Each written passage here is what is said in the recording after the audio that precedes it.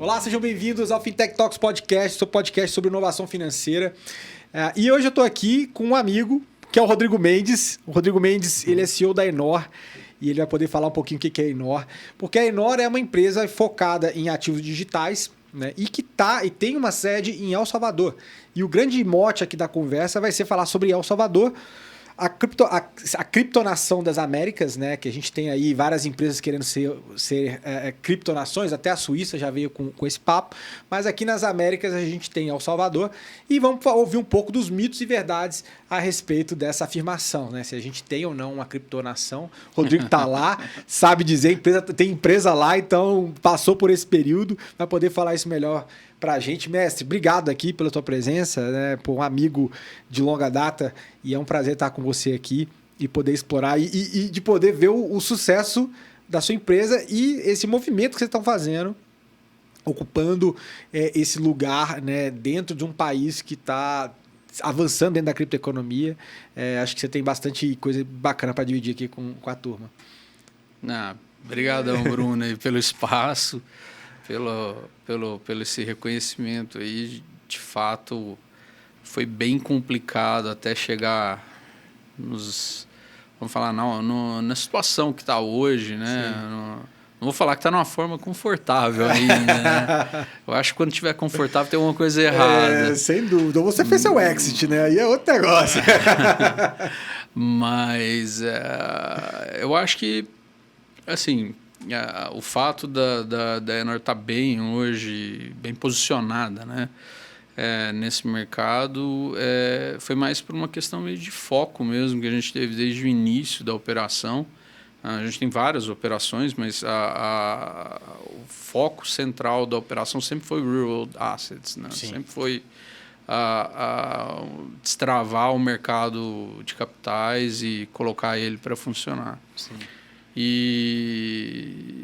Então, a gente chegou hoje num momento onde que as coisas começam a acontecer de fato, começando a ter algumas pequenas, né, alguns movimentos no mundo, ilesos, né, limpos, tranquilos. Por quê? Porque o nosso foco sempre foi esse, a nossa estruturação sempre foi essa. Trabalhar com ativos não permissionados, não regulados, de forma a fazer uma disrupção no mercado, nunca foi uma constância nossa. A gente sempre quis trabalhar desde o início num ambiente permissionado. E aí El Salvador aconteceu assim. Encontraram. Foi bem no momento onde a gente tinha uma estrutura de DeFi nova, achávamos que ia acontecer com isso, DeFi ia acontecer logo quando estava acontecendo, o lançamento da nossa DEX, e aí nós entendemos que o institucional, nada ia acontecer ali dentro de uma DEX, né? Ia demorar muito para cultura, segurança, tudo que o mercado institucional e sua governança necessita para poder ter investimentos vultuosos aí, fazer a conta fechar, acontecer. E aí foi onde a gente buscou um país que tinha esse alinhamento. Sim. E bem nessa época aconteceu do Nayib Bukele, que é o atual presidente de El Salvador, saiu agora porque ele está concorrendo à reeleição, lançou a lei do Bitcoin. Sim. E quando ele lançou a lei do Bitcoin, ele automaticamente também falou que ia lançar os Volcano Bonds. Putz, aquilo bateu assim na minha cabeça. Pô, Volcano Bond. Ele vai precisar de uma infra legal gigantesca, bem estruturada para lançar bonds soberanos. Sim. Então tá aqui. Aqui vai ter alguma coisa. E aí que veio o estalo de falar, pô, vamos aproveitar essa oportunidade. Mas antes, acho que, Rodrigo, acho que tem muita coisa legal para a gente explorar de El Salvador e tal, que é até o nosso objetivo, mas eu queria explorar um pouquinho, falar de você, cara, antes da gente falar.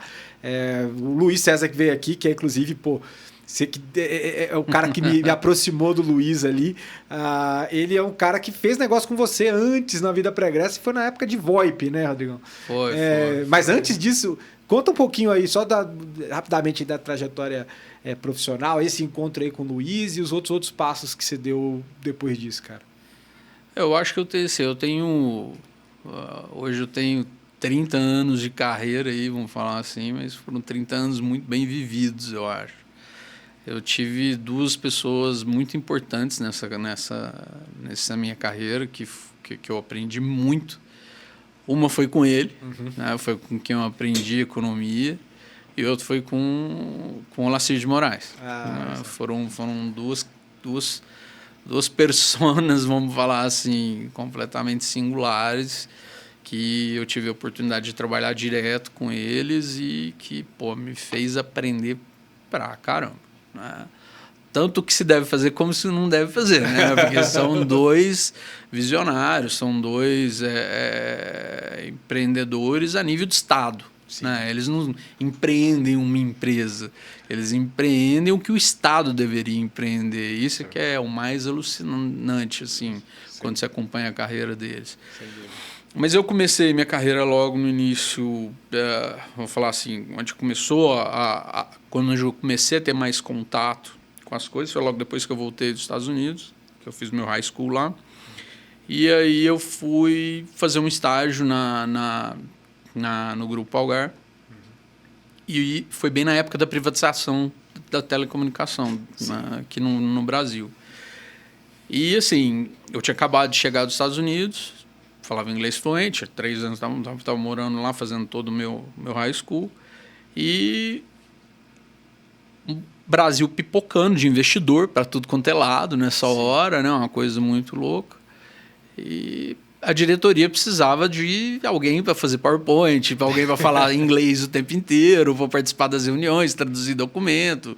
E acabou que eu virei o estagiário da diretoria, né? Para ficar fazendo esse tipo de coisa. E acabei me envolvendo com muita conversa, muita negociação, muita parte estratégica, e daí por diante aprendi muito nesse momento. Acabei ficando próximo de muita gente importante, né, na época desse negócio. E logo na sequência eu fui convidado para ir logo após a privatização, fui convidado para ir para o consórcio Bonário, aí veio a Intelig. Né, na época era para comprar a Embratel, não deu certo, aí acabou comprando a Intelig.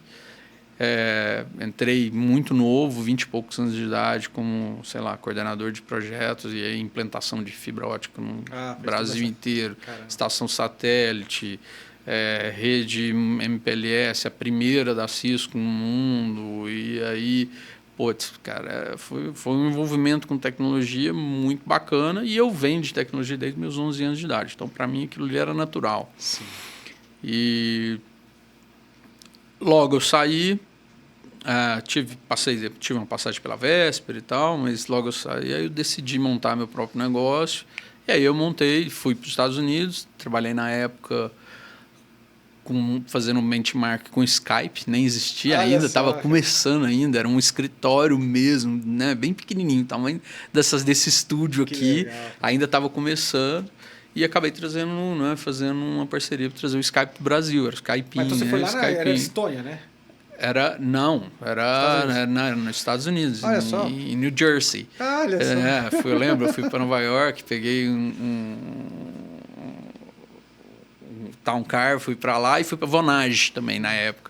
A Vonage era outra que estava começando grande também nos Estados Unidos. Era como a gente fazia benchmark na época. Não tinha internet para a gente fazer tudo isso. A gente tinha que ir, viajar, estudar, visitar, conhecer as empresas, ver o que estava acontecendo. Também dei um pulo na Califórnia para ver outras coisas sobre isso. Voltei e montei uma operação. Logo começou a dar problema com Mas a Anatel. Já era VoIP, já? Isso aí? Já. Porque eu tinha visto toda essa tecnologia na Intelig. E aí eu falei, isso aqui vai ser o futuro, isso aqui é que vai andar e vai acontecer.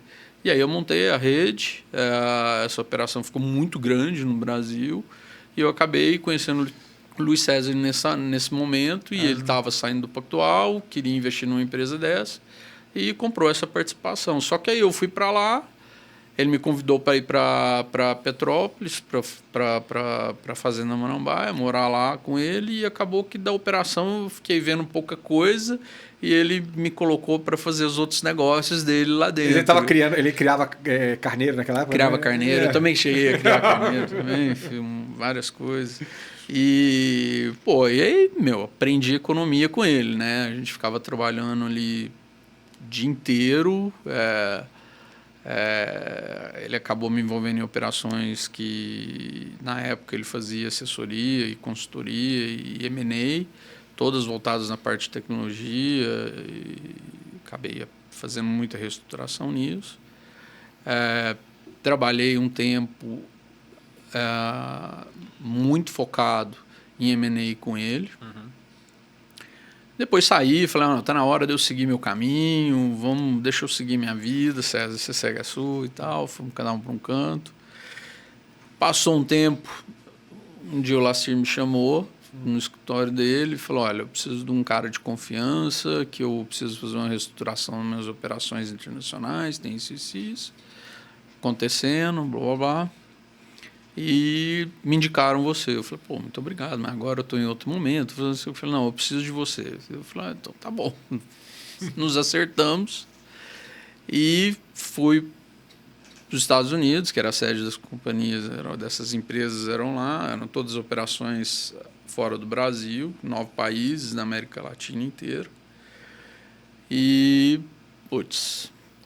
Aí foi outra escola, aí foi outro aprendizado, e aí, outra coisa. Múltiplos setores também, né? Ou não? Múltiplos. Aí a gente trabalhei tanto desde a parte que envolvia a parte de construção, a parte agro, quanto a parte de telecomunicações também que eles tinham, quanto também a parte, até mesmo parte de ambiental que eles tinham, de Estre na época. Então, assim, era muita coisa que envolvia o grupo como um todo, né? Usina, soja, enfim, tinha muita coisa. O Lacir tinha muita coisa. Outra escola, né? Era, outra escola. Você fez. Mas era um nível mais governamental do que privado, como era com o Luiz César. Com o Luiz César foi muito mais privado do que governamental. Com o Lacir era muito mais governamental do que privado. Sim. Foram duas escolas completamente diferentes, mas que me deram uma bagagem absurda. Então, morei nos Estados Unidos, fui CEO nos Estados Unidos, depois tive que ficar um tempo no Panamá, um tempo na Colômbia, um tempo na Venezuela.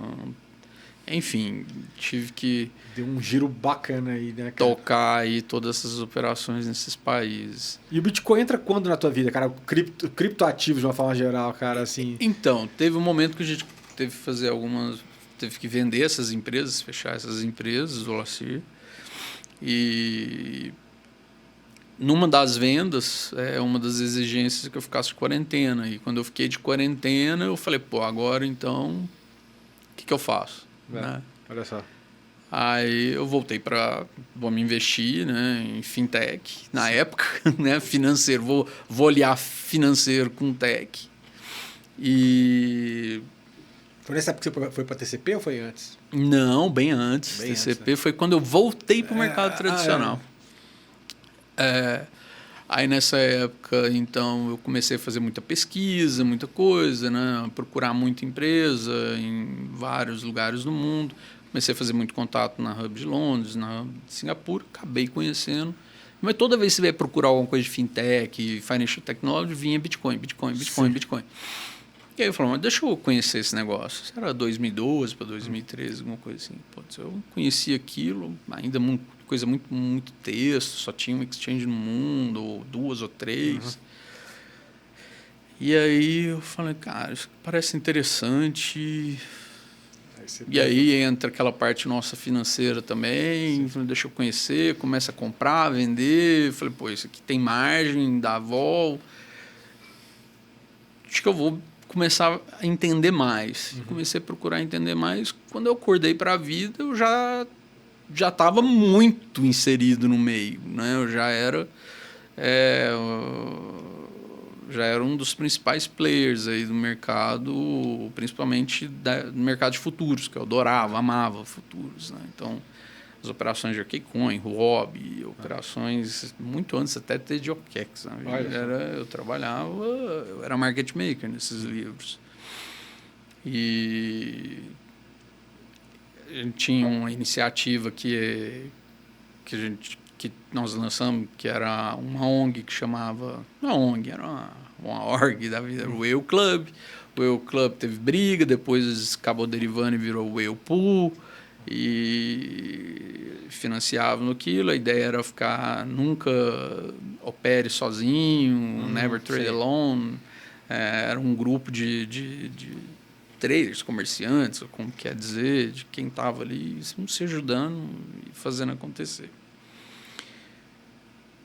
E a gente investia muito na época na Mt. Gox, né, que era a única, né, era uma única operação antes de vir as outras. E quando começou a dar ruim, a gente já estava sabendo que ia dar problema, saímos fora. Então você não perdeu dinheiro lá na Mt. Gox? Não, de forma alguma, já estava dado lá que ia capotar. E saímos fora e caiu. Depois que caiu, começou a proliferar exchange no mundo inteiro. Sim. E aí nós, que era um grupo ali do Eu Club, que tinha ali uns 18, 20 e poucos traders, começamos a ser convidados para ser sócio dessas operações no mundo inteiro. Ah, vocês têm liquidez, coloca aqui e tal, blá, blá, blá. Em vez de fazer isso, a gente não, vamos ser só liquidez, provedor de liquidez para os livros. Sim. E aí começamos a operar. E eu gostava muito de futuros. E aí foi quando eu entrei muito no KeyCoin, na Huobi, nesses outros pedaços. Sim. Né? E depois a China proibiu, né, investidores estrangeiros. Aí foi quando abriu a OKEX. Então migramos para a OKEX. A OKEX foi uma virada de chave grande. Bitfinex também, a gente operava muito Bitfinex ali. Ficou próximo do pessoal na época? Não, total. Era tipo assim, vai começar um exchange hoje. Então tá, o que precisa, como é que vai fazer? Era como se fosse começar uma startup. 5 pessoas começando essas operações que você vê hoje de 100 bi no caixa, era desse jeito. Começava desse jeito. Teve o seu momento... Fazendo um paralelo com o mercado que o Luiz conhece bem, teve seu momento Velho Oeste também aqui. Total, não, era faroeste total, sempre foi, cara. Era assim, confio em você, eu não confio. E era sempre pauleira, cara, era difícil. Não foi só alegria, não, também teve muito problema, cara. Teve muito problema. Imagino. Mas o negócio foi aprofundando, né? Você foi... E eu lembro que nessa época você tangenciava... Porque você provia liquidez aí para inclusive as exchanges que estavam começando, né? Muitas aqui no Brasil e tal. E aí a coisa foi tomando corpo, teve passagens suas depois da... Bom, conte você que eu estou tentando remontar da minha memória, mas eu gosto da... Não, assim, aí depois... Acho que 2014 a coisa começou a ficar meio difícil, sabe? Os bancos começaram aquela campanha, vamos criminalizar a cripto, vamos... O pessoal pedia conta direto também? Enfim. Não, era impossível e tal. Sei. Então, assim... E eu já estava grande, né, cara? Tava bem complicada a minha operação, assim, da pessoa física, né? Caramba. Na operação. E era bem complexo essas atuações. E eu falei, olha, acho que já está bom. Eu já vi para onde que o mercado vai. Para mim o que interessa é quando isso aqui entrar no mercado de capitais mesmo, porque aí eu volto lá para minhas origens e faço a coisa acontecer. Dava para saber que ia chegar, né? Mas teve estrada, né? Assim, eu vi que ia chegar no momento que eu conheci a primeira RFC, o primeiro standard do Ethereum, que foi o primeiro smart contract voltado para imóvel. Sei lá, acho 2015, Que inclusive está aqui nesse livro aqui.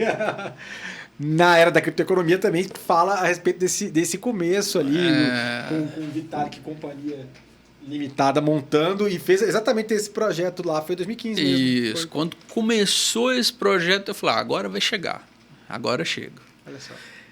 Mas nessa época eu falei, bom, eu já tô aqui há muito tempo nessa, tá na hora de eu... E assim, começou a ficar muito turbulento mesmo com o mercado tradicional.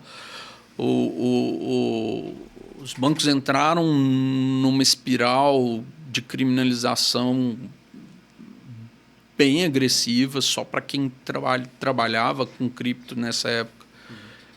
Tem noção do que passou. Sim. Então, é até engraçado a gente ver os bancos hoje entrando, virou momento, essa campanha, timing, fazendo, né? Tudo isso. Tudo timing, dá vontade de dar risada, né, meu? Mas, enfim, é a vida. E aí, meu, falei, vou dar um tempo.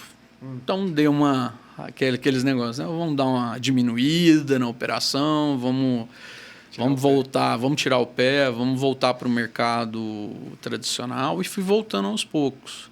Vamos ter a própria operação nossa de destruir assets, começamos a investir em coisas, precatório, real estate, uma série de negócios mais estressados também, porque risco, a gente gosta de correr, então tinha que ser alguma coisa assim. Mas, cara, nunca parou, né? Nunca deixei de ser procurado, nunca deixei de aconselhar as famílias, os family offices, nunca deixei de auxiliar em M&A de operação, compra e venda, trocar ideia com os donos das operações. Saiu, mas não saiu, né, cara? Você estava ali orbitando, né? Nunca acontecia. E aí teve um momento que eu falei, vou montar um family officezinho para mim mesmo, ou um multifamily office, mas não estava muito empolgado com essa ideia. E um dia eu tive uma visita do Profilho, do Roberto Profilho. E eu falei, cara, tô querendo montar isso. Ele falou assim, Rodrigo, deixa eu te perguntar uma coisa. Agora que os bancos vão entrar, vão fazer tudo, você conhece desse negócio mais do que ninguém, tem uma credibilidade do caramba, você vai deixar tudo isso morrer no seu CPF? Né? Você não vai institucionalizar tudo isso e fazer isso acontecer? Que você já antevia, que você queria que chegasse nesse momento, né? Que o mercado ficava falando, quando vê um movimento mais institucional e tudo mais, e aí, agora, o que você decidiu? Aí eu peguei e falei, Beto, agora já foi, já perdi o momento, já não tá mais. Ele falou, que perdeu o momento, Rodrigo? Você tá louco? É porque você tá tão na frente, que você perdeu a noção do tempo. Né? Eu falei, você acha? Ele falou, tô te aconselhando, pode ir. Aí eu cheguei em casa, sentei com a minha mulher e falei, o Betinho esteve lá hoje, falou isso e tal. E aí ela pegou e falou assim, e você já começou? Já foi? Já fez? Aí eu peguei e falei, cara... Pronto, agora já voltou de novo, empurraram você de volta ali para o negócio. Aí ele voltou e falou comigo assim, olha, você precisa fazer o seguinte, Rodrigo, entenda uma coisa, você é o Mickey, você precisa montar a Disneylândia. Você vai ser o cara que vai ficar lá porteirinho do parque, lá, entrando, lá, dando as boas-vindas para todo mundo, entrando e saindo. Você tem que transferir tudo isso que você tem agora para todos os parques, para todas as pessoas, para todos os negócios, e tem que deixar a empresa fazer o show. E foi isso que a gente fez, desde o início da Enor foi isso que a gente fez. Então, o que dá orgulho, e eu acho que é um dos valores nossos, é que quem conhece a Enor? Ninguém, mas praticamente o mundo inteiro que está dentro do negócio. É muito interessante. Nós contratamos recentemente nossa CMO, ela veio da Aviarc. Né? Ela foi a CMO da Aviarc. E ela fica assim, Rodrigo, é incompreensível como que uma empresa que ainda não tem marketing, não tem estrutura ainda, tem essa demanda que tem, como ela tem hoje, do mundo inteiro. É impressionante. A gente não faz um esforço. Mas você acha que isso acontece depois que vocês mudam para El Salvador? Ou isso já...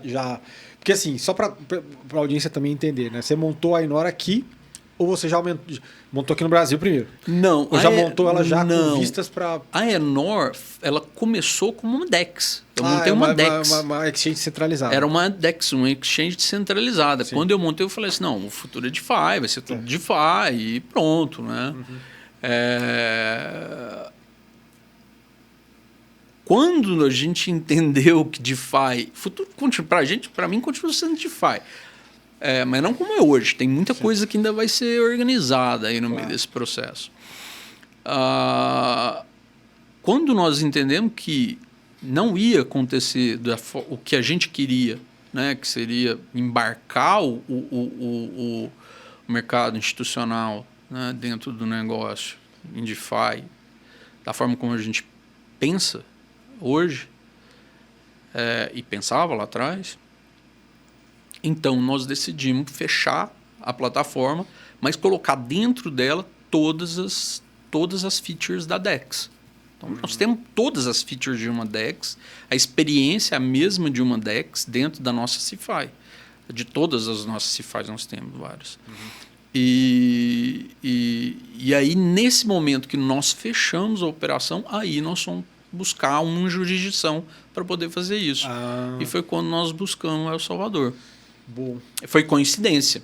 Foi na época, vamos buscar, e na mesma época que nós vamos buscar, o Najib estava anunciando a lei do Bitcoin. Então pô, foi uma feliz coincidência aí, né, cara? Foi super feliz com esse. Bom, na época todo mundo me chamou de louco, né? Sim. Você é louco de apostar nisso, isso não vai funcionar. Essa coisa de, paizinho pequenininho lá da América Central. Galera... Ixi, o que eu ouvi, você não tem noção. Olha só. Nós somos a 5ª licença, para você ter uma ideia, na lei do Bitcoin. E as 3 primeiras eram do governo. Caramba. As 3 primeiras eram do governo. E desde então, começamos a trabalhar super ativo mesmo para poder fazer acontecer. E o que fez a gente investir também lá, também não teve um fator também de pesquisa, né? Nós pegamos um avião, fomos para lá, fizemos reunião com o legislativo, executivo, com todo mundo, porque eu queria entender se aquilo era só uma conversa, né, de governo, né? Sim. Política pura, promessa de alguma coisa, ou se tinha um porquê naquilo. E depois de muita conversa, eu sento e ouço uma coisa que foi na hora que fechou para mim, assim, agora você pode fazer. Eu ouvi a seguinte frase, eu falei assim, sabe o que é? Nós vamos agora a gente começou esse processo de combater a criminalização. A sequência agora é fomentar investimento no país e a gente queria fomentar e incentivar o mercado financeiro e o mercado de capitais para vir para cá. Só que eu não consigo fazer isso no mercado tradicional. E com o mercado cripto eu consigo. E é por isso que a gente acredita nele. Porque o outro já tem suas cartas marcadas, né? O mercado tradicional já tem os grandes players e tal. Aqui tem condição de fazer um negócio do zero aqui, né? Desbravando junto com o mercado as boas práticas, desenvolvendo junto, né? Mas isso é legal. E essa evolução, ela foi super rápida, né, Rodrigo? Foi tranquila ou você acha que o processo deu muito tropeço? Foram passos bem firmes ali? Olha, assim, para quem tá lá no dia a dia e precisa ver, né? Você vê, eu tô no 3º ano de companhia ainda e só agora que as coisas estão prontas para ser comercializado. Para quem está no dia a dia de uma operação e investindo, é pedir para morrer. Mas eu acho que o país foi prudente. Tá? Hoje eu faço essa leitura. Antes eu achava que aquele negócio de empreendedor que acha que o governo está mais lento que deveria estar, mente, fala que não deveria ser. Mas eu acho que hoje eu vejo que ele foi prudente. No que diz respeito a... Ele mandou o sinal para o mercado. Entendi. O mercado privado entendeu. E quando o mercado privado entendeu, alguns players compraram a ideia. Sim. Dos players que compraram as ideias, eles filtraram. E aí eles deram apoio, ouviram esses players. Sim. Tá? Então... eles têm uma visão de que, por ser o primeiro, eles têm que tomar muito cuidado. Porque qualquer coisa que eles façam errado vai ser o motivo para o mundo falar que eles fizeram errado. Fora que já tá tomando porrada de todo lado. FMI reclamando, um monte de órgão. Começou ali. Começou ali. Eles entenderam que isso ia acontecer com eles... naquele momento, quando eles aprovaram a lei e o FMI começou a praticamente lançar fake news, uma atrás da outra, que o Bukele teve que fazer uma coisa até meio maluca para até qualquer estadista, né? Ou qualquer presidente, que é chegar e antecipar títulos a vencer para poder mandar um recado para o mercado que ele tinha dinheiro para pagar a conta. Essa é verdade, então, assim, foi a única forma que ele deu o recado pro mundo que ele tinha dinheiro e que o FMI estava falando merda. Olha só. Né? Então, são coisas que você vê que um país tem que ir passando para poder ir construindo aos poucos. A parte de digital assets deles, a parte da lei, que eu acho fenomenal, que eu acho fantástica, que é assim, vamos falar assim, para qualquer um que está mexendo com tokenização, digitalização há anos e vem estudando e trabalhando, é fantástico, porque eu já cheguei a comentar isso com vocês em algumas outras entrevistas que eu dou. É muito interessante hoje, por conta que a gente estuda o mundo inteiro e a gente está alocado em várias jurisdições. As agendas dos países são muito diferentes. E a agenda de lá é uma agenda que pegou e fez o seguinte: joga para cá tudo que é antigo, pega tecnologia e vamos fazer as nossas infras legais, todos os nossos regulamentos e normativas baseados no que a tecnologia nos permite. É a chance de dar essa virada, cara, né? Eu acho isso tão louco, porque eu comparo isso, a mesma coisa você pensar lá numa Apple quando começou numa garagem. Você consegue dar para quem está começando, ou seja, um país desse tamanhozinho, Sim, a capacidade para poder escalar muito rápido. sim. Por quê? Porque ele não está carregando o legado.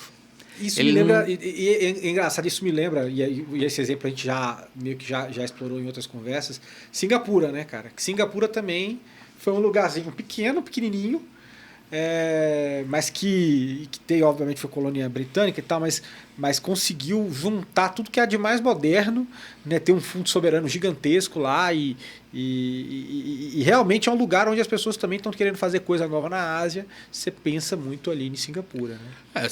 Singapura é interessante porque assim, Singapura ela é, vamos falar assim, ela é a porta de entrada e saída da Ásia, né? Sim.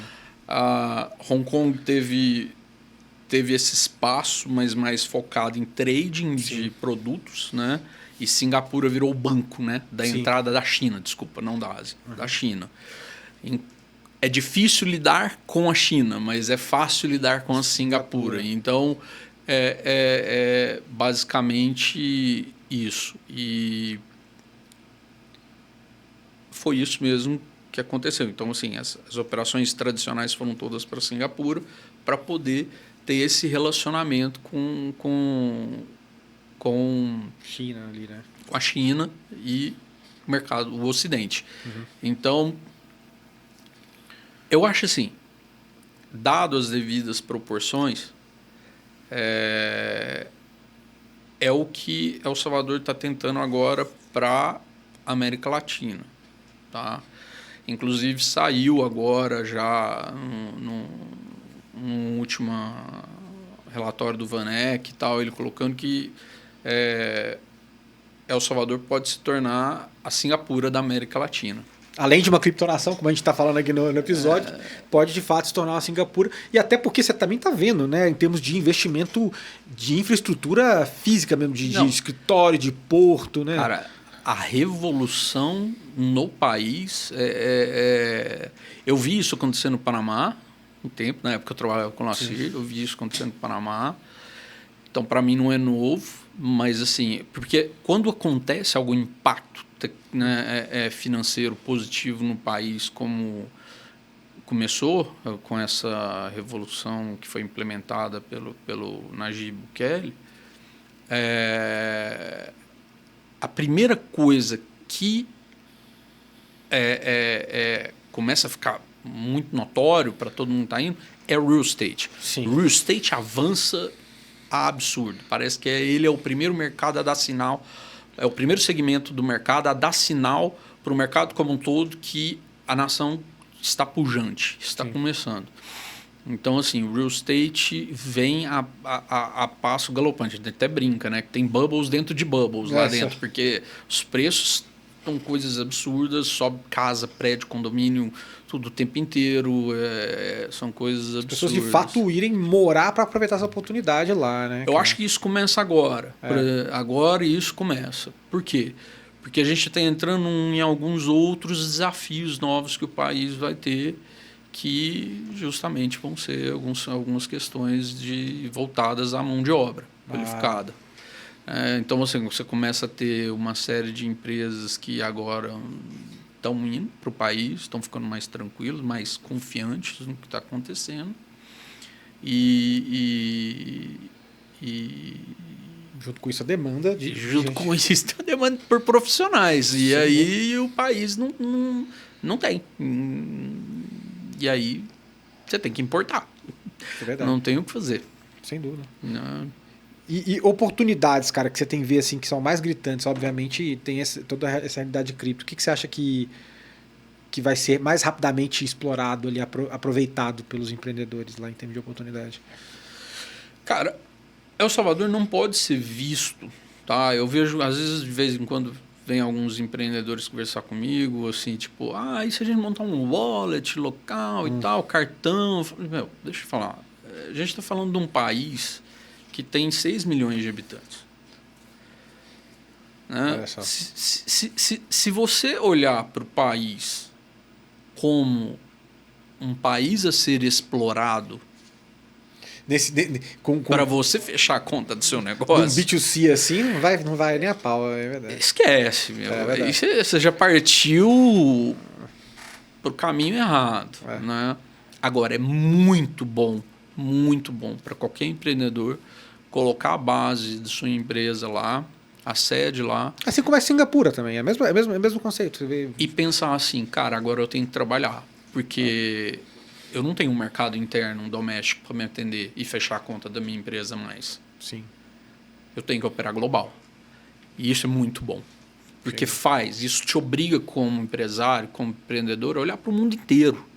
Então você não passa mais a tomar decisões baseadas somente no seu estado, na sua cidade, no seu mercado, nas leis do seu país. Não, você passa a tomar a decisão baseado no mundo inteiro ou nas regiões que você vai servir. Você passa a nichar algumas coisas, mas trabalhando de uma forma muito... Então, assim, é de fato aquele pensamento, Bruno, que você faz assim... Lembra daquelas primeiras coisas que lá atrás eu aprendia com empreendedorismo? Think local, act global. Sim, sim. É isso. É muito bom isso. Para um brasileiro, é muito bom. Por quê? Eu hoje estou lá, meus negócios são lá, as sedes das empresas são todas lá. Estou mudando para lá. E eu não penso mais no mercado brasileiro. Você perguntar, a Enor está no Brasil? Não, a gente tem um negócio aqui no Brasil, mas não a operação. A nossa operação não está aqui. E você perguntar, mas você não vai colocar? Não, a gente vai entrar, mas no momento certo. Sim, mas você voou para a jurisdição mais amigável e onde tem essa oportunidade. É assim como eu via também no começo, aqui, que você pode pegar uns 4, 5 anos para trás, quando o empreendedor brasileiro ia para a Suíça para tentar aproveitar o ambiente que estava sendo mais amigável para a criptoeconomia. E o cara ia para lá, né? Eu participei muito daquele evento. Eu ajudei a indicar as empresas para aquele momento, a participar, né, dos negócios.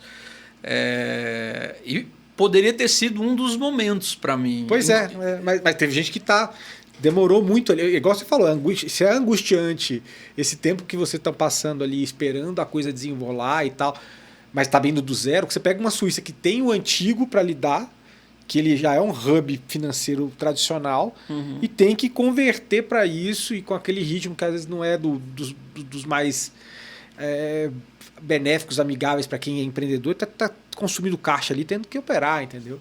Então, isso é meio complicado, né? Então, isso é um fato até interessante. Assim, hoje, o que acontece é o seguinte. Hoje você tem, na Suíça, um ambiente muito bom para fazer suas emissões, mas extremamente caro. Extremamente caro. E você tem um ambiente que te dificulta fazer suas distribuições. Porque não foi pensado, não foi construído no ambiente deles o ambiente de distribuição. O ambiente de distribuição deles, eles contavam que a Bolsa de Luxemburgo ia fazer. Mas agora você vai no mercado tradicional, vai querer distribuir alguma coisa? Sim. É a mesma coisa que deixar agora todo mundo tokenizar alguma coisa aqui no Brasil, todas essas tokenizadoras nascendo aqui, e falar que vai distribuir na B3. Não vai nada, né, meu? Passa amanhã. Então, assim, é a mesma coisa que está acontecendo lá. Então, você tem uma estrutura, um arcabouço jurídico legal, um framework regulatório bacana para emissão.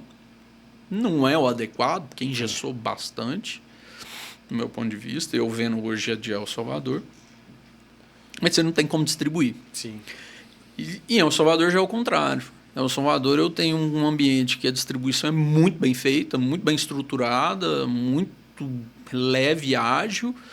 Tudo baseado nesses novos pilares. Nesses novos pilares, mas eu tenho ainda a parte de emissão ainda sendo estruturada. Por quê? Porque a emissão, se fosse só local, era muito simples. Sim. Mas El Salvador é um país que pensa global para global. Sim.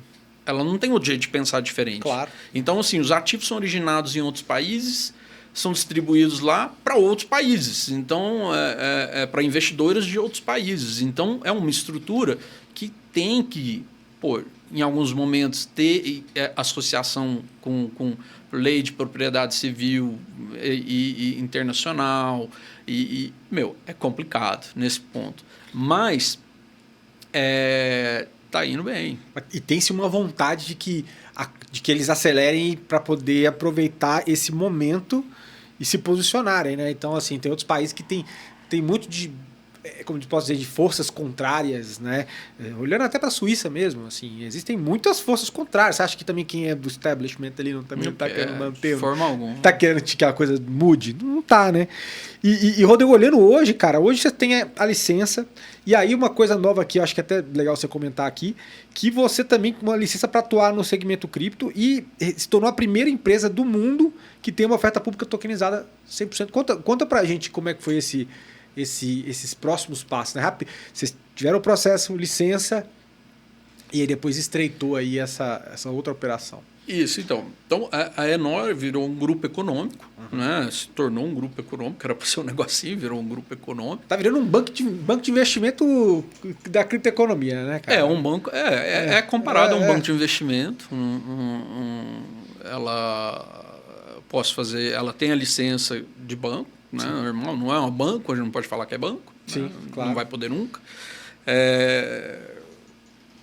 Mas eu abro conta corrente, depósito, saco, envio dinheiro, faço o que for preciso. Posso oferecer tanto fazer oferta primária como oferta secundária de produtos e serviços financeiros para meus clientes lá dentro. Então, nós respondemos a 2 órgãos, né? Um é o Banco Central do país, para essa questão de transação, balanço e daí por diante, transação financeira, e ao Ministério da Economia na agência local, que chama Senad, que é o equivalente à CVM para cripto. Essa agência foi criada nova. Foi ela que começou a criar as leis. Ela que emite a licença? Ou não? Ela que emite a licença. Então, vocês são equiparáveis a uma instituição financeira? É como se aqui no Brasil eu tivesse uma licença do Banco Central e uma da CVM. Entendi. Então, eu tenho uma licença do Banco Central, que aí quem supervisiona é a SSF, que chama, Superintendência do Sistema Financeiro, e no Ministério da Economia, quem faz a supervisão é a Senad. E aí, uma é somente para depósito, withdrawal, ou seja, para manutenção do dinheiro, caixa, né, gerando. E o outro é para oferta e serviço de produto financeiro, né? E aí é a SENAD, tá? O Ministério da Economia, que regula esse lado. Então, são esses dois lados. E aí o ambiente é muito bacana, porque ele é novo. É um formato que esquece o Brasil, que você tem que entender de outra forma. O que acontece? Lá em El Salvador, quem faz as emissões já é pensando, né, no novo mercado. Quem faz as emissões, a gente entende que é qualquer um. Né? Então, eu posso fazer uma emissão minha, do meu token. Eu posso fazer emissão para alguém, de algum produto e serviço. Eu posso fazer, ou seja, quem faz uma emissão de um token. Né? Então, existem os issuers. Tá? Então, esses issuers são empresas que têm um modelo de negócio tokenizado. E são eles que garantem, que fazem o quê? Que aplica o projeto, que recebe toda a autorização para poder fazer a sua a transferência de propriedade dos ativos do mundo ilíquido para o token. E vocês têm licença para ser issuer lá? Nós montamos a eGrains. A eGrains, a gente aproveitou nosso conhecimento do mercado de agronegócio, todo o relacionamento que a gente tem no Brasil também. Montamos uma operação tradicional aqui no Brasil, normal, de trade. E a eGrains é a primeira operação que tem um modelo de negócio muito, assim, 100% baseado e vamos falar, clonado da Tether, né? Isso foi muita discussão minha com o pessoal da Tether e tal. Para agrocommodity. Então, eu falei assim, vou fazer a mesma coisa que o Tether nós vamos fazer a mesma coisa para ativos do mundo agro. E aí nós tiramos a primeira licença agora, a eGrains se tornou a issuer, que tem esse modelo de negócio, então todo token nosso é lastreado, então a cada um bushel de soja tem um bushel de soja no nosso balanço, que a gente compra aqui e deixa no nosso balanço, aqui no Paraguai, na Argentina, onde a gente tem operação. E aí segue agora no nosso roadmap. Nós fizemos essa primeira emissão agora no ano passado. Uma emissão de $100 milhões. E começamos já a operação. Quem tem se interessado? Quem tem comprado? Cara, foi um susto isso. Porque assim, era uma operação muito direcionada para as trading desks dos bancos. Tá? Grandes investidores em Londres, grandes investidores em Singapura. Encarteirando, porque o que eles falaram? Falaram, não, a gente quer fazer arbitragem contra a CME. Tá. Essa era lá de Chicago. CME de Chicago, CME. Eu falei, beleza, bacana, para mim, vamos vender e vamos embora, vamos fazer acontecer, esse é o business. E é uma coisa interessante, tanto era voltado para eles que o token chamava SOI 24, SOI 25, para cada ano, né? Ele morria, né? Ele morria e lançava para a safra nova. Eles mesmos nos deram o feedback, não, eu quero um que é perpétuo. É mesmo? E aí a gente criou um modelo novo, que é um contrato novo, praticamente, dentro do mercado de agro, que é um que chama rollover. Então a gente tem o settlement financeiro, o settlement físico, então se o cara quiser mandar navio para buscar, também pode. E também tem o rollover. O que é o rollover? O rollover ele não reivindica o settlement, ele fica para a próxima safra com token. Ou ele vende no OTC, vende no secundário e daí por diante. O cara pode ficar segurando, carregando ele. Por quê? Porque ele quer justamente continuar arbitrando ou colocar em garantia em DeFi. Putz. Porque o nosso token tem lastro, tem garantia. Puta, é a ponte que precisava para esse mercado decolar, cara. Então, a gente começou agora com soja, fizemos a primeira emissão, $100 milhões. O ambiente já sai do arcabouço regulado, legalzinho, bonitinho. E aí você falou, aí vocês fazem a emissão, quem está comprando, você achou que fossem esses caras? Achamos que seriam só esses caras. Aí, de repente, começa manufaturas, né, chineses começaram a procurar a gente absurdamente do dia para a noite, empresas mesmo que precisam, que em vez de eles comprarem só em Chicago, eles também querem físico. Falei, físico agora? E, cara, de repente apareceu um retail que está começando a bater absurdo. O cara quer investir $1.000, $10.000 em soja, $5.000. Olha aí. Mas esse mercado a gente não esperava. E é um token que é para isso mesmo. É um token que oscila com o preço. A gente tem um index para isso. E ele não tem trava. Mais para frente, no nosso roadmap, a gente lança os nossos contratos futuros, que aí o cliente trava, faz o que quiser. Mas ele é um token que fecha o settlement na safra e pronto. E aí ele respeita o preço que o mercado tá negociando. E esse, na verdade, é o produto carro-chefe agora que vocês vão trabalhar, né? Mas tem, obviamente, vocês estão olhando para tudo, né, cara? E bonde, tudo. Como é que vocês Cara, estão? assim, então, na eGrains, né, que são essas operações, a eGrains a gente acabou de lançar o soja, depois tem agora o café. É só ativo do mundo real. Então depois tem world açúcar e o milho já vai a reboque, a gente nem sabe que dia que vai entrar, mas assim, porque milho e soja já vai junto. Sim, claro. Então são esses 4 ativos que a gente vai começar esse ano. Esse ano vão ser lançados 4. Sim. Tá? Soja começando agora, isso é eGrains, né? São negociados na Enor Securities, né? Na Securities, nossa operação de Securities, só tem a EWA lá, mais nada. Mas já a gente tem operações de real estate entrando, tem fundos de investimento que estão abrindo seus issuers em El Salvador e aí vão distribuir dentro da Enor Securities. Muito legal. Tem agora também, essa semana, a gente foi procurado, estamos já em vias de assinar um contrato também para uma cidade, para fazer uma cidade, também desenvolver uma cidade, fazer toda a distribuição e captação dela, uma Crypto City também. Que demais, cara. Então, assim, é o mercado começando a explorar isso de uma forma... Explorar. Agora, o que é muito bacana, Bruno? Bacana é que, assim... Cara, qualquer negócio é muito, muito grande, já fecha a conta. Qualquer negócio que você está fazendo já é todo. Mas você está jogando em escala global também e dentro das... É bem diferente do cripto quando você está começando alguma coisa. Né? Eu vejo até hoje, gente, vamos abrir um exchange de Bitcoin. Cara, já foi. Essa onda já... Eu tenho lá, eu vendo, a gente tem a Nord Digital, faz tudo isso e tal, mas, cara... Mas até os caras mesmo, se você pegar os grandes players, Coinbase...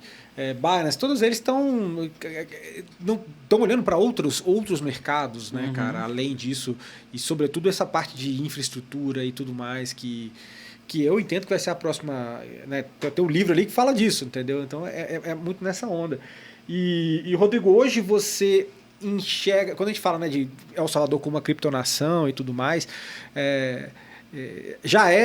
está sendo, quais são os mitos e quais são as verdades a respeito disso. Assim, as pessoas, às vezes, eu sei que tem a carteira local lá que o pessoal usa, não sei até em que medida a galera de fato usa isso no dia a dia. Isso no nível mais cripto pagamentos, né? Ou nós estamos falando, cara, isso é só um pano de fundo. O que vai interessar de fato são esses pilares que estão sendo construídos aqui atrás, que uma vez muito grande, isso aqui, o resto acaba acontecendo meio que de tabela. Cara, isso aí eu acho que é o grande erro de qualquer jornalista, de qualquer pessoa que está falando sobre El Salvador. É justamente ficar explorando essa questão do mercado doméstico. Como eu te disse, é muito pequeno. Claro. Ele tem que acontecer natural, porque investir só para isso não vai fechar a conta para ninguém, não vai levar à frente nem para o usuário, né? Porque se o produto não é bom para o investidor, para o usuário vai ser pior ainda. Né? A manutenção daquilo vai ser pior ainda. Então tem que acontecer natural. É o meu ponto de vista. Sem dúvida. Né? Então, assim, é lógico, o mercado doméstico, o país é um país muito pobre, um país muito complicado, um país que vinha de guerras civis, uma série de coisas, a economia era muito complicada. Não tinha como ter uma adoção. Claro, óbvio, isso aí sim. Mas é liberado. Lá o comércio, qualquer um pode ajudar. Não é que é liberado, é obrigatório. Não são duas moedas. O grande ponto é que é uma moeda de curso forçado num país. Isso já é uma quebra de paradigma. O país é pequeno, não sei o quê. E agora você fala, cara, mas não é isso que está olhando. Nós estamos olhando aqui. Isso aqui é uma pontinha do iceberg. É você colocar isso como um elemento que vai ajudar a fazer com todo o resto, atrair investimento, ter uma Enor lá e vários outros caras que estão olhando as oportunidades e fazendo o negócio girar, né? Mas o que é bacana? O bacana é que é o seguinte, a partir do momento que o país fala isso, dá esse sinal, é legal tender aqui, o que acontece? Eu chego hoje lá, estou fazendo um negócio qualquer na mesa e falo assim, vou te fazer uma transferência em Bitcoin, vou te pagar em Bitcoin, você aceita em Bitcoin? O balanço está lá, está no balanço da empresa, está tudo. Não, você pode fazer, pode. Não tem nada irregular. É isso aí. Não tem nada irregular, ninguém tem medo de fazer um negócio, ninguém tem preocupação em estar fazendo alguma coisa contra o que o Estado permite ou não. Sim. Só isso já gera um avanço psicológico no comércio absurdo. Se você chegar lá hoje e entrar no McDonald's, sabe igual você vai aqui no McDonald's, qualquer um que você tem aquelas telinhas lá que você compra lá e faz não sei o quê, no final ele olha lá e pergunta, você quer pagar em Bitcoin ou você quer pagar em dólar? Isso é incrível. Qual McDonald's que você vê isso fora o de El Salvador? E não é porque o cara quis, é porque lá não é problema.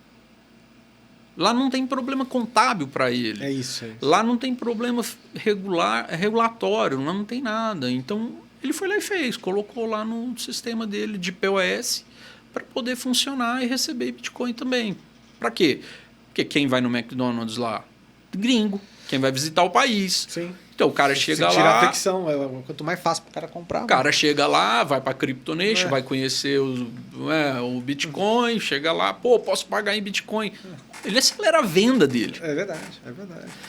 Então, assim, a gente está falando de um caso muito pequeno, mas é como que começa a acontecer. A população pobre, mais carente, está se beneficiando disso?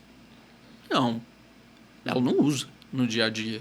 Sim. Mesmo porque ela não pode nem ficar volátil num preço que sobe, desce, cai, porque é o único dinheiro que ela tem, Bruno. Sem dúvida. Ela tem que ficar no único dinheiro que ela tem para a refeição dela. Ela tem que ter certeza que vai, né, ficar no valor dela. Agora, o resto das coisas estão evoluindo, sim. Então, agora o mercado em si, como um todo, está indo. E você entende mesmo que, de fato, El Salvador vai ficar na frente, porque o Brasil tem processo aí de consulta pública ali, dos VASPs, né, dos Virtual Asset Providers aqui. E aí tem outras, em Londres, que a gente também está em discussão. A gente até já falou um pouco sobre isso. Você ainda mantém sua opinião ainda que o El Salvador realmente vai estar muito à frente. E o muito à frente que eu digo é em termos de o quão rápido você tangibiliza negócio dentro dessa realidade. Quão rápido você tira as pedras do caminho para o empreendedor fazer o negócio, disruptar o mercado ou desenvolver coisas que vão levar a economia para frente e tal. Né? Você entende que El Salvador está na frente, Brasil está onde aí nessa...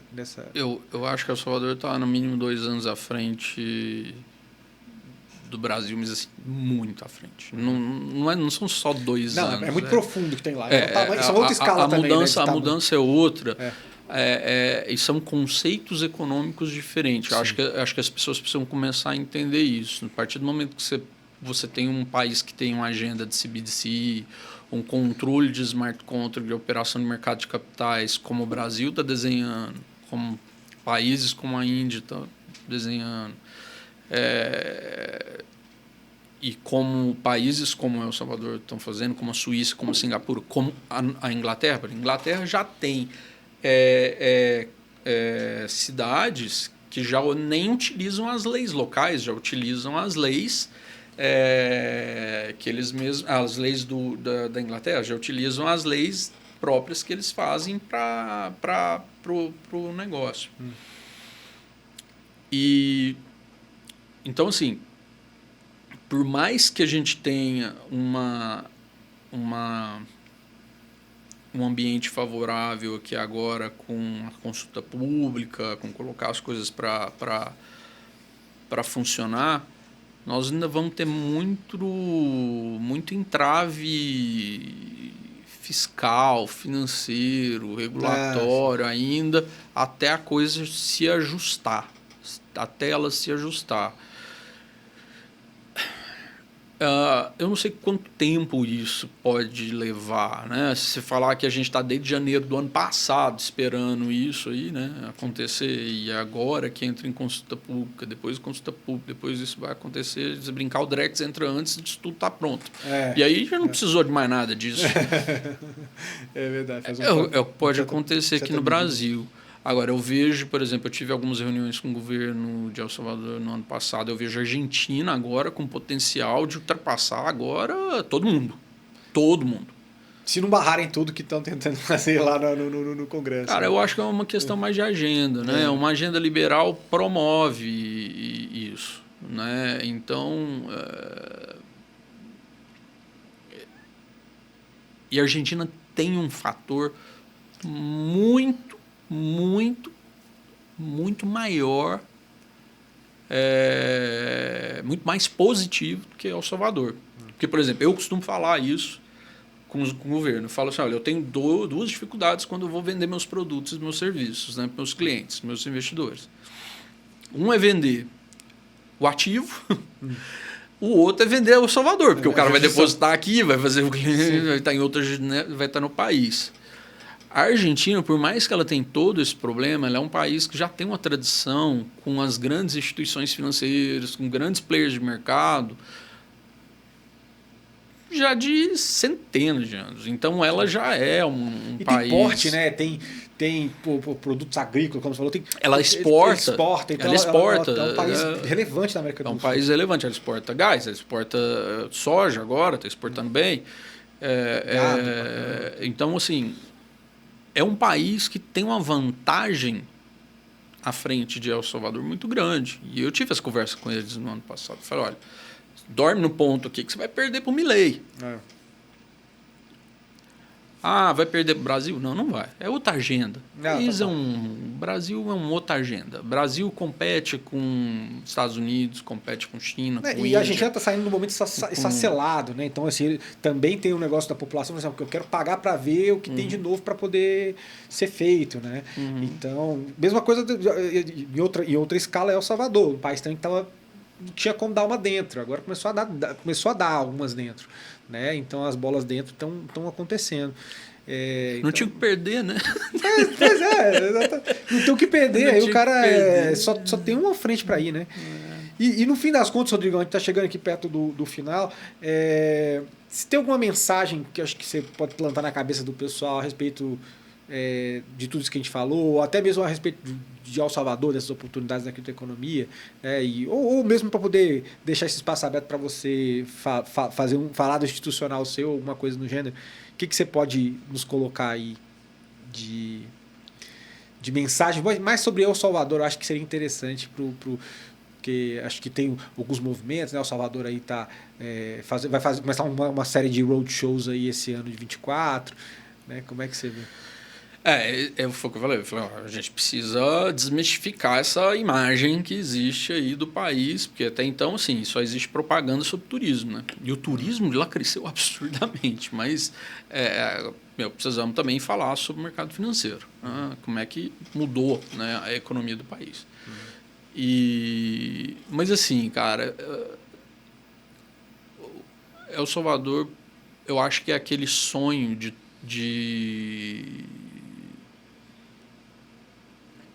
todo mundo que é patriota, sabe? Que gosta do seu país, que ama a sua nação, sabe? Que gosta de viver ali. Por exemplo, tem amigos que falam assim, eu não acredito, por que você nunca mudou e ficou aqui nos Estados Unidos, né? Você fez você foi CEO aqui, os Estados Unidos sempre te tratou tão bem, fez tudo, você tinha potencial para ficar aqui, ser um grande executivo aqui. Eu falo, cara, porque eu amo o Brasil. Né? Eu sempre quis que o Brasil, porrasse e funcionasse. E o El Salvador tem mostrado, cara, nesses últimos 5 anos, tudo aquilo que toda a população gostaria de viver, cara. Tem muito desafio. Um dos principais desafios agora é conseguir acalmar o povo e falar assim, passou essa fase da ditadura, né, para poder acabar com a violência e tal. Agora vamos seguir democraticamente. Mas a qualidade de vida, a esperança de viver num país melhor, o ambiente comercial, sabe, provendo e impulsionando todo dia qualquer player, sabe? Não tem assim, eu vou beneficiar o banco X, vou beneficiar a instituição XPTO. Não, El Salvador não olha para dentro. Ele não olha para dentro. Isso é interessante. Ele está tão ávido por investidores, por empresas do mundo inteiro para ir para lá e reconstruir o país, que ele está no momento assim, cara, todo mundo, até que prove o contrário, é bem-vindo aqui e me ajuda a fazer acontecer. Então, assim, a mensagem que eu tenho para passar é que é um país que está de braços abertos para qualquer um que queira fazer o bem. Legal. Agora, não vá para fazer o mal. Porque, assim, eles não deixam fazer. Eles não deixam fazer o mal lá. É muito legal, cara. Isso é fantástico no país. É um posicionamento bem legal de quem está se moldando para uma nova realidade, se reconstruindo e acelerado. E eu acho que se você aí que está aí nos ouvindo, poder ter a oportunidade de aproveitar essas oportunidades o quanto antes, obviamente, quem bebe água limpa, quem chega primeiro bebe água limpa, né? Então você está lá bebendo a tua água limpa e ainda tem coisa ainda para outros empreendedores aproveitarem. Rodrigo, chegou ao final. Tem espaço demais, Bruno. Tem espaço demais. Eu costumo falar, eu estou falando com vários fundos de investimento, com vários do Brasil, né? Dos Estados Unidos, eu tive um ex-sócio do Goldman Sachs, várias pessoas que estão... E todos estão o quê? Muitas empresas no mundo inteiro estão fazendo o quê? Vamos abrir um issuer. Uma empresa, uma instituição financeira que não tiver um issuer lá dentro vai ficar de fora do mercado muito rápido e dinâmico. Assim como foi em Bahamas, foi vários outros mercados em outro contexto, né? É o momento um pouco da onda de que El Salvador está surfando. Que é como se você abrisse um branch seu lá, sim. Entendeu? E a partir do momento que você passa que você tem um branch lá autorizado, regulado, fazendo todo o negócio, você passa a fazer o quê? Toda uma circulação financeira que você está abrindo as portas do seu negócio, independente de onde você está, se está no Brasil, se está na Argentina, se está na Colômbia, se está em Hong Kong, se está em Singapura, se está nos Estados Unidos, onde quer que seja, você está abrindo a porta para fazer negócio com o mundo inteiro ao mesmo tempo. Sim. E você não precisa montar um banco para isso, você pode abrir um issuer para isso. Eu acho que essa vai ser a próxima onda que a gente vai presenciar e como você falou, vai ser imprescindível. E vai ser legal ouvir mais a respeito disso, inclusive esse ano, se tivermos novidades de roadshows e tudo mais, então fiquem atentos. Mas, Rodrigão, tá chegando no final, quero agradecer muito, você compartilhou aqui informações que o pessoal não acha em qualquer lugar, de fato, que eu sempre proponho a trazer informações que você não acha em qualquer lugar, só com alguém que realmente passou por isso. Obrigado, agradeço aí por você ter vindo fazer esse papel. E eu agradeço você por ter ouvido, se você ouviu até agora também, não deixa... Né, de deixar teu like aqui, não esquece de deixar teu like e também de enviar esse podcast para alguém que possa se beneficiar e que queira aproveitar essas oportunidades na criptonação das Américas, como é o caso de El Salvador. Um forte abraço e até a próxima.